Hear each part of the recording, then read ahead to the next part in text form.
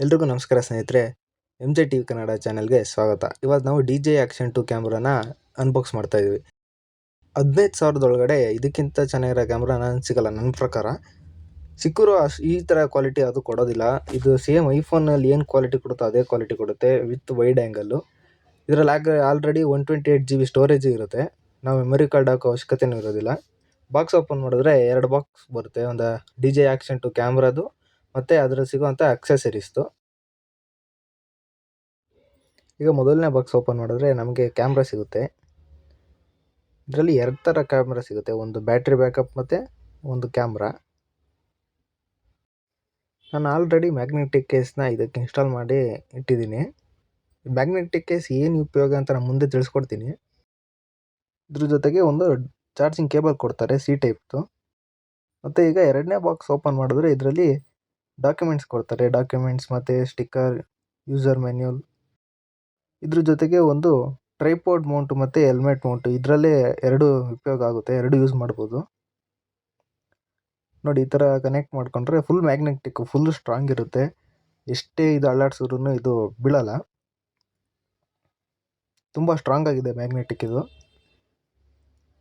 ಇದ್ರ ಜೊತೆಗೆ ಒಂದು ಕತ್ಕಾಕೊಳ್ಳೋಕ್ಕೆ ಒಂದು ಚೈನ್ ಕೊಡ್ತಾರೆ. ಇದ್ರ ಜೊತೆ ಒಂದು ಹೆಡ್ ಬ್ಯಾಂಡ್ ಕೊಡ್ತಾರೆ ಸೈಕ್ಲಿಂಗ್ ಮಾಡೋಕ್ಕೋಸ್ಕರ. ಇದರಲ್ಲಿ ಬರೀ ಮೇಲ್ಗಡೆ ಪೋರ್ಷನ್ ಮಾತ್ರ ಹಾಕ್ಬೋದು. ಬರೀ ಈ ಥರ ಅಟ್ಯಾಚ್ ಮಾಡಿದ್ರೆ ಸಾಕು. ನೋಡಿ, ಮ್ಯಾಗ್ನೆಟಿಕ್ ಕೇಸ್ ಯಾಕೆ ಅಂತ ಹೇಳಿದ್ರೆ ಇದು ತುಂಬ ಹೀಟ್ ಆಗುತ್ತೆ. ಇದು ಮುಂದೆ ಹೇಳ್ತೀನಿ, ಹೀಟ್ ಜಾಸ್ತಿ ಇದರಲ್ಲಿರೋ ಡಿಸಡ್ವಾಂಟೇಜ್ ಏನು ಅಂತ. ಇದು ತುಂಬ ಹೀಟ್ ಆಗುತ್ತೆ, ಅದಕ್ಕೋಸ್ಕರ ಹೀಟ್ನ ರೆಡ್ಯೂಸ್ ಮಾಡೋಕ್ಕೆ ಮ್ಯಾಗ್ನೆಟಿಕ್ ಕೇಸ್ನ ಯೂಸ್ ಮಾಡ್ತಾರೆ. ಇದೆಲ್ಲ ಅವರೇ ಕೊಡ್ತಾರೆ ಆ ಬಾಕ್ಸ್ ಒಳಗಡೆ, ನಾವು ಎಕ್ಸ್ಟ್ರಾ ಪರ್ಚೇಸ್ ಮಾಡೋ ಅವಶ್ಯಕತೆ ಇರೋದಿಲ್ಲ. ಕ್ಯಾಮ್ರಾ ಆನ್ ಮಾಡಿದ್ರೆ ಮೇಲ್ಗಡೆ ಬ್ಯಾಟ್ರಿ ತೋರಿಸುತ್ತೆ. ಕೆಳಗಡೆ ಇರೋ ಮಾಡ್ಯೂಲ್ ಎಷ್ಟು ಪರ್ಸೆಂಟ್ ಇದೆ, ಮೇಲ್ಗಡೆ ಎಷ್ಟಿದೆ ಅಂತ ತೋರಿಸುತ್ತೆ. ಇದನ್ನು ಈ ಥರ ಡಿಟ್ಯಾಚ್ ಮಾಡೋದು. ಕೆಳಗಡೆ ಬಟನ್ ಇರುತ್ತೆ, ಅದು ಥರ ಡಿಟ್ಯಾಚ್ ಆಗುತ್ತೆ. ಈಗ ನೋಡಿ, ಈಗ 100% ಈ ಕ್ಯಾಮ್ರಾ ಮಾಡ್ಯೂಲಲ್ಲಿದೆ. ಲೆಫ್ಟಿಗೆ ಹೇಳಿದ್ರೆ camera, photos, slow motion, hyperlapse ಅಂತ ಸೆಲೆಕ್ಟ್ ಮಾಡ್ಕೋಬೋದು. ಲೆಫ್ಟಲ್ಲಿರೋ ಗ್ಯಾಲರಿ ಆಪ್ಷನ್ ಹೊತ್ತಿದ್ರೆ ಈಗ ನಾವು ಮಾಡಿರೋ ಎಲ್ಲ ವೀಡಿಯೋಸು ನೋಡ್ಬೋದು. ಇದರಲ್ಲೇ ನೋಡ್ಕೋಬೋದು ಕ್ಯಾಮ್ರಾದಲ್ಲಿ. ಈಗ ವೀಡಿಯೋ ಆಪ್ಷನ್ಗೆ ಹೋದರೆ 1080p ಇಂದ 2K ಇಂದ 4Kವರೆಗೂ ರೆಕಾರ್ಡ್ ಆಗುತ್ತೆ. 4K 60 FPS ಇಂದ 120 FPS ವರೆಗೂ ರೆಕಾರ್ಡ್ ಆಗುತ್ತೆ. ಮತ್ತು ಇದರಲ್ಲಿ study mode, rock study mode, horizontal locking, ಈ ಥರ ಸ್ಟೆಬಿಲೈಸೇಷನ್ಗೋಸ್ಕರ ಆಪ್ಷನ್ಗಳು ಜಾಸ್ತಿ ನೀಡಿದ್ದಾರೆ. ಇದು ಹಾರಿಜೆಂಟಲ್ಲು, ಸ್ವಲ್ಪ ಟಿಲ್ಟ್ ಮಾಡಿದ್ರೂ 45 ಡಿಗ್ರಿವರೆಗೂ ಇದು ಕ್ಯಾಮ್ರಾ ರೊಟೇಟ್ ಆಗೋಲ್ಲ. ಹಾರಿಜೆಂಟಲ್ ಸ್ಟಡಿ ಅಂದರೆ ಫುಲ್ಲು 360 ತಿರುಗಿಸಿದ್ರೂ ಕ್ಯಾಮ್ರಾ ಟಿಲ್ಟ್ ಆಗೋಲ್ಲ.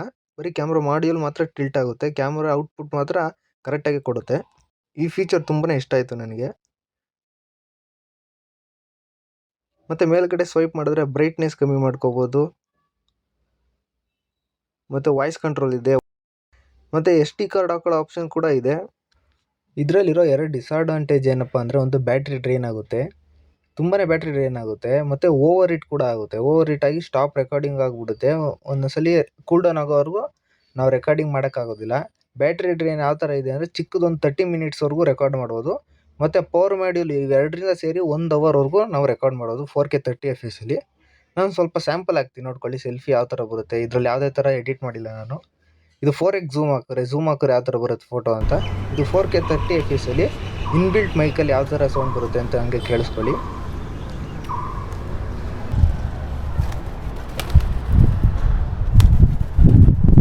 ಇಷ್ಟ ಆಗಿತ್ತು ಇವತ್ತಿನ ವೀಡಿಯೋದಲ್ಲಿ.